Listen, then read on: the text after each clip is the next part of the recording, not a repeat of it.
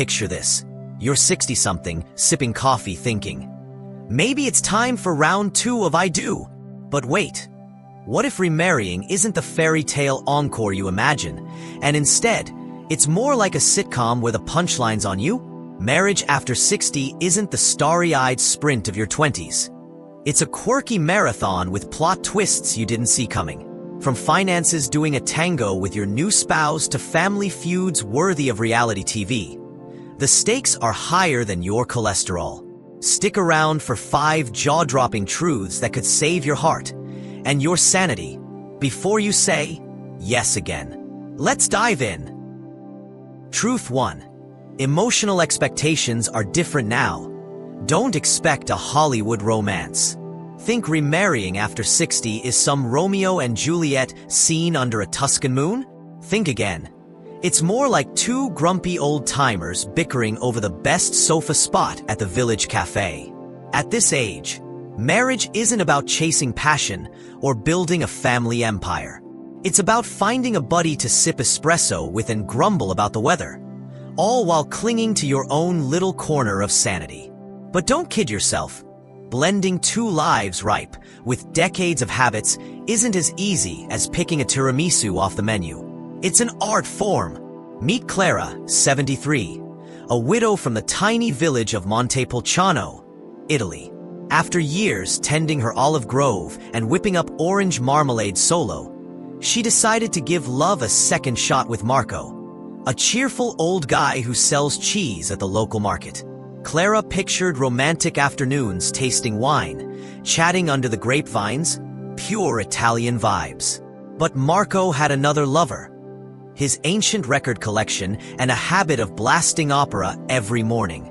Clara, who craved quiet for her books, felt like she'd stumbled into an uninvited concert. At first, Clara was ticked off. "I wanted a partner, not a DJ," she griped to her best friend over the phone. Marco, baffled, thought the music was his way of charming her, like back in his 20s flirting days. They squabbled over volume, who made better coffee, and who got the prime spot by the fireplace in their little stone house. But after a few weeks and a couple of peacemaking glasses of wine, they figured it out. At 73, they didn't need to change each other. Clara dialed back her movie romance dreams and popped on headphones when Marco's opera kicked in. Marco turned the volume down, a smidge, to give Clara her reading piece. Marriage after 60 isn't about melting into each other like gelato in the summer sun. You've got your habits, your quirks, your own space. Clara with her books, Marco with his records. The trick is finding a rhythm together, not forcing a perfect duet. Truth 2. Financial realities change. Money's no small potatoes anymore. Think remarrying after 60 is a beachside romance. Hand in hand, sipping sangria? Sure, until you realize your wallet just said, "I do," to a pile of financial chaos. Marriage at this age isn't just about googly eyes. It's a contract where the bank, the government, and even your grandkids all want a cut. One minute you're dreaming of a sunset glow. The next your benefits vanish, and your assets get sliced like a bad tapas plate. Remarriage doesn't just make your heart flutter. It shakes your bank account harder than a storm at sea. Meet Giovanni, 70, a retired fisherman from the tiny village of Cadax, Spain. After years living solo in his whitewashed seaside cottage, mending nets and feeding stray cats, Giovanni met Rosa, a charming tapas bar owner. They fell fast over plates of fried sardines and clumsy flamenco nights. Giovanni thought, remarriage? Easy. One more dinner guest. Double the fun. But when they signed the marriage papers at town hall, he didn't expect fun to come with a surprise bill bigger than a boatload of fish. Giovanni had been getting a pension from his late wife, enough for cheap wine and cat food. Post-remarriage, it slipped away like fish through a torn net. Spanish law cuts benefits when you've got a new partner. Then there was Rosa's little tapas debt. Who knew an orange juicer cost that much? Which local laws dubbed ours faster than you can say calamari. The real kicker? His son, a chef in Barcelona, found out the beach house, his assumed inheritance, could go to Rosa if Giovanni kicked the bucket first. "Dad, I love tapas, but not enough to lose the house over it," his son half-joked over a tense dinner. Giovanni freaked. He didn't want his son disinherited or Rosa saddled with debt. So, with creaky knees, he hobbled to a financial advisor in the next town. After hours of paperwork and bitter coffees, they hatched a plan: separate assets, redo the will, and shield Rosa from cat food-level bankruptcy. Result? His son sighed in relief. Rosa beamed, and Giovanni learned love in old age needs a heart and a calculator. After 60, money's not just yours or mine. It's a group dance with Social Security, pensions, and heirs biting their nails. One misstep, and you're out of benefits, leaving debt to your spouse, or forcing the kids to auction your old nets to pay the bills. Truth 3. Family dynamics get complicated. When your kids turn into film directors, think remarrying after 60 is just adding someone to watch the Super Bowl with? Wrong. It's like opening the door to a film crew, with your kids holding the camera and yelling "cut" whenever something's off script. At this age, you're not just marrying a person. You're tying the knot with their whole clan, complete with a truckload of expectations, traditions, and sometimes Hollywood-level drama. Your kids want you happy, sure, but they also want dad's rocking chair, mom's vinyl collection, and that house you promised them. Blending families now. It's like casting a movie where no one wants to play the supporting role. Meet Betty, 68, a retired elementary school teacher from suburban Atlanta, USA. After over a decade solo, tending her rose garden and rewatching Friends, Betty met Joe, a retired carpenter who crafts furniture at local fairs. They fell in love over backyard BBQs and karaoke nights belting Sweet Caroline at the corner bar. Betty thought, remarriage sounds great, someone to grill burgers and rock with me. But right before the wedding, a dramatic hook dropped.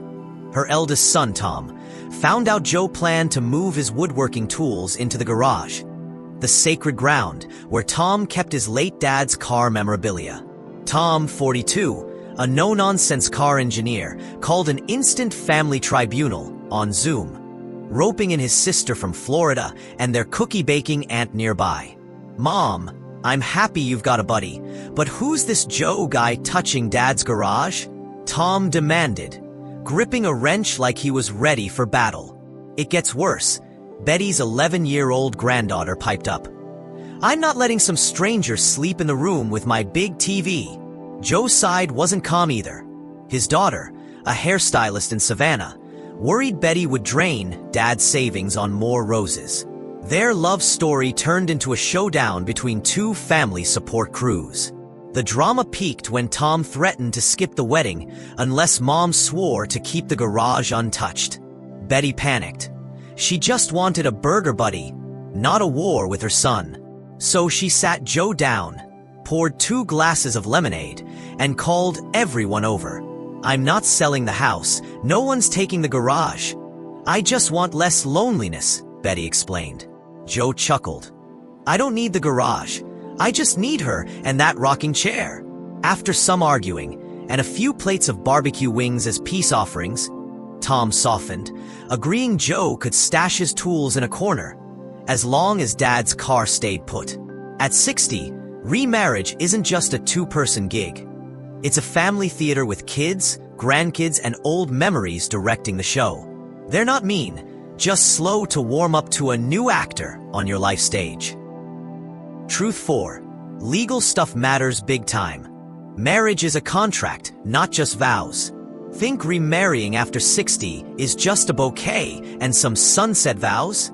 Think again. It's more like signing a cattle deal, except instead of livestock, you're trading wills, medical rights, and grandma's antique dresser. Marriage isn't just heartbeats and butterflies. It's a stack of legal papers that can turn your wedding day into a courtroom showdown if you're not careful. After 60, saying, "I do," might mean handing over the call on who pulls your plug. Sound like a party yet? Meet Dorothy, 65, a retired seamstress from the small town of Fredericksburg, Texas. After years alone in her wooden cabin, sewing dresses for the local fair and raising a few backyard chickens, Dorothy met Hank, a widowed peach farmer from the area. They fell for each other over Texas two-step dance nights and pecan pie baking sessions. Dorothy figured, remarriage? Simple. One more pie eater, watching peaches ripen together. But right before the ring went on, a dramatic hook hit.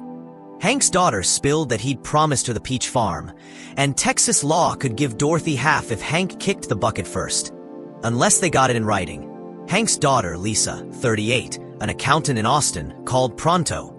"Dad, I like Dorothy, but I'm not losing the farm over her dresses."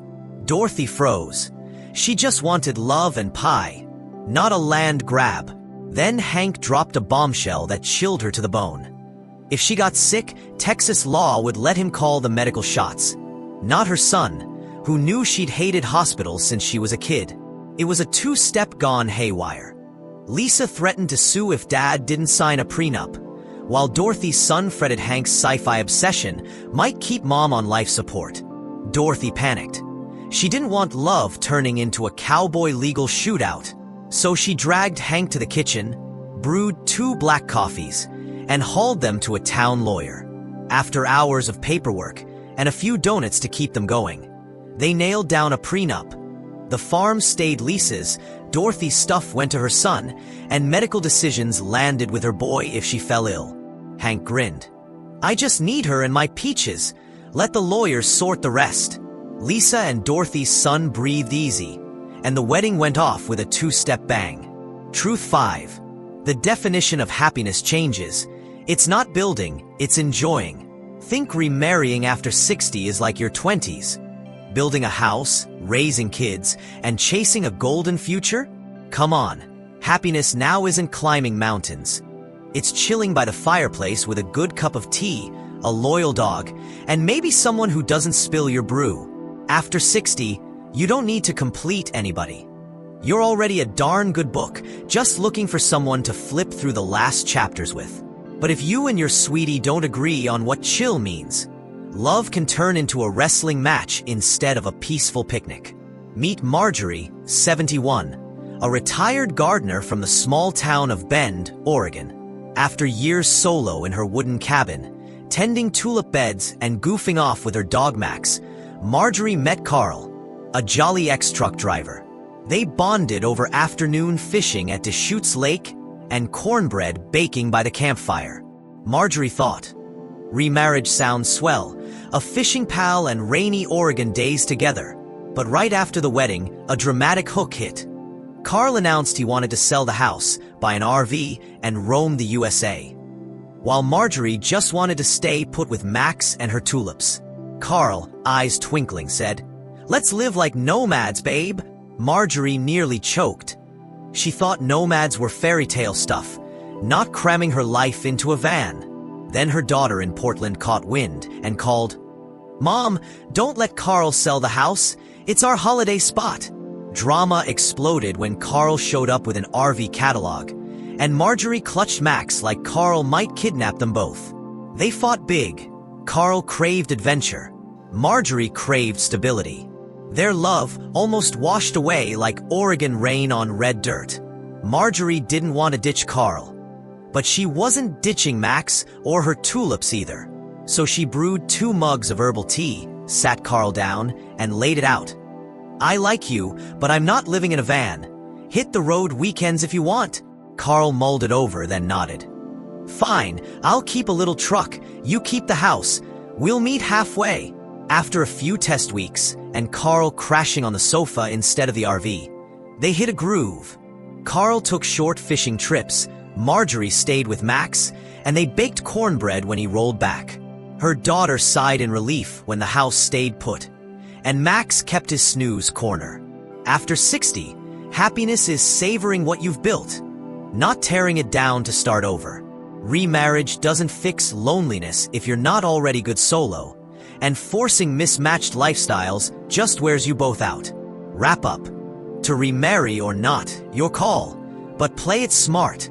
Remarrying after 60 can be a summer blockbuster, or a sad tune you'd fast forward. Depends on how you roll the dice. From emotions two-stepping like a Texas dance, finances shaking like an RV on a bumpy road, family turning into film directors, the law banging gavels like a courtroom, to happiness shifting like Oregon's rainy season, this ain't no horseback joyride. Don't rush it. Sit down with tea or barbecue, your pick. Chat with your kids, crunch numbers with a lawyer, and ask, what do I want at this age? Maybe you'll snag a soulmate 2.0 to bake with, or realize solo with your pups the peak of perfection. These truths aren't here to spook you. They're your roadmap to dodge dead ends. Clara synced up with Marco's opera. Giovanni kept the house for Rosa. Betty saved the garage with barbecue. Dorothy held onto her tulips with Hank, and Marjorie kept Max with tea. They all prove remarriage works if you play by the rules. What about you? Which truth jolted you most? Drop it in the comments. I'm dying to hear. Love this? Hit that thumbs up, subscribe, and let's dig into more together. Catch you next time. Don't let love turn you into a sidekick in your own movie.